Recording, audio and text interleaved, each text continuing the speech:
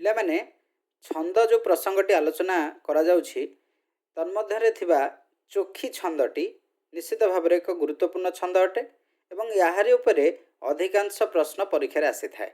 ଟିକେ ୟାକୁ ଭଲ କରି ଶୁଣିବେ। ଚୋଖୀ ଛନ୍ଦ ଯାହାର ଚାରି ପାଦରେ ଗୋଟିଏ ପଦ ହୁଏ। ଆମେ ପୂର୍ବରୁ ଯେଉଁଗୁଡ଼ା ଆଲୋଚନା କରୁଥିଲେ ତାର ଦୁଇ ପାଦରେ ଗୋଟିଏ ପଦ ହେଉଥିଲା, କିନ୍ତୁ ଆର ଚାରି ପାଦରେ ଗୋଟିଏ ପଦ ହୁଏ। ପ୍ରଥମ ଦୁଇଟି ପାଦ ଅର୍ଥାତ୍ ପ୍ରଥମ ପାଦ ଏବଂ ଦ୍ୱିତୀୟ ପାଦ ଏହାର ଅକ୍ଷର ସଂଖ୍ୟା ହେଉଛି 29। ତାହେଲେ ମନେ ରଖନ୍ତୁ, ଚୋଖୀର ଚାରି ପାଦରେ ଗୋଟିଏ ପଦ ହୁଏ। ପ୍ରତି ପାଦର ଭିନ୍ନ ଭିନ୍ନ ଅକ୍ଷର ଥାଏ, କିନ୍ତୁ ପ୍ରଥମ ଆଉ ଦ୍ୱିତୀୟ ପାଦର ଅକ୍ଷର ସଂଖ୍ୟା ହେଉଛି 29। ତୃତୀୟ ପାଦର ଅକ୍ଷର ସଂଖ୍ୟା ହେଉଛି 9 ଏବଂ ଚତୁର୍ଥ ପାଦର ଅକ୍ଷର ସଂଖ୍ୟା ହେଉଛି 13। 29, 29, 9 ଏବଂ 13 ଏଇଭଳି ଭାବରେ ମନେ ରଖିଦେବେ। ଯେହେତୁ ପ୍ରଥମ ଦ୍ୱିତୀୟ ପାଦର ଅକ୍ଷର ସଂଖ୍ୟା ସମାନ, ସେମାନଙ୍କର ଯତିପାତ ମଧ୍ୟ ସଠିକ୍ ଢଙ୍ଗରେ ସମାନ ଅକ୍ଷର ଉପରେ ହୋଇଥାଏ। ପ୍ରଥମ ପାଦର ଏବଂ ଦ୍ୱିତୀୟ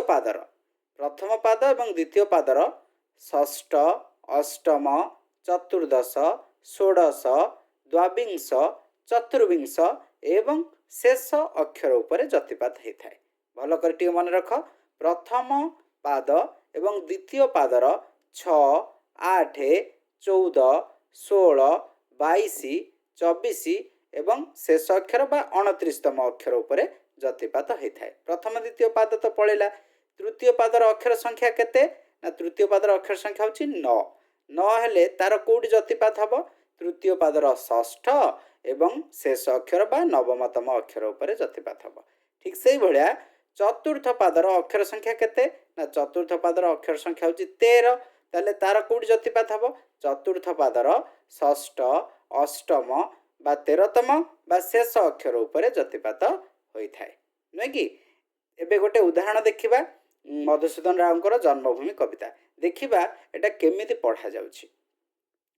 ତୁହି ମା ଜନମ ଭୂମି ପବିତ୍ର ଭାରତ ଭୂମି, ତୋହର ସନ୍ତାନ ଆମ୍ଭେ ଅଟୁ ସରବେ, ତୋର ଶ୍ରୀଚରଣ ସେବା ପାଇଁ ମନ ପ୍ରାଣ ଦେବା, ଗାଇବା ତୋହର ନାମ ଆନନ୍ଦ ରବେ, ତୋ ଆନନ୍ଦେ ହୋଇବା ସୁଖୀ, କାନ୍ଦିବା ଦୁଃଖରେ ତୋର ହୋଇଣ ଦୁଃଖୀ।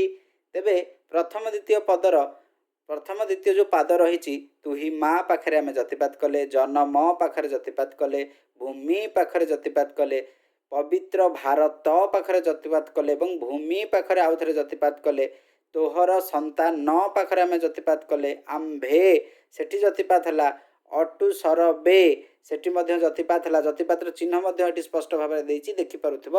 ତେଣୁ ଏଇଭଳି ଢଙ୍ଗରେ ଆକୁ ଗାନ କରିବା ପାଇଁ ପଡ଼ିବ ଏବଂ ଯତିପାତ କରିବାକୁ ପଡ଼ିବ। ଆଉ ଥରେ ମନେ ରଖିଦିଅ, ପ୍ରତି ପାଦର ଅକ୍ଷର ସଂଖ୍ୟା ସମାନ ନଥିଲେ ମଧ୍ୟ ପ୍ରଥମ ଦ୍ୱିତୀୟ ପାଦର ଅକ୍ଷର ସଂଖ୍ୟା 29, ତୃତୀୟ ପାଦର ଅକ୍ଷର ସଂଖ୍ୟା ହେଉଛି 9, ଚତୁର୍ଥ ପାଦର ଅକ୍ଷର ସଂଖ୍ୟା ହେଉଛି 13। ପ୍ରଥମ ପାଦର କେଉଁଠି କେଉଁଠି ଯତିପାତ ହୁଏ, ଦ୍ୱିତୀୟ ପାଦର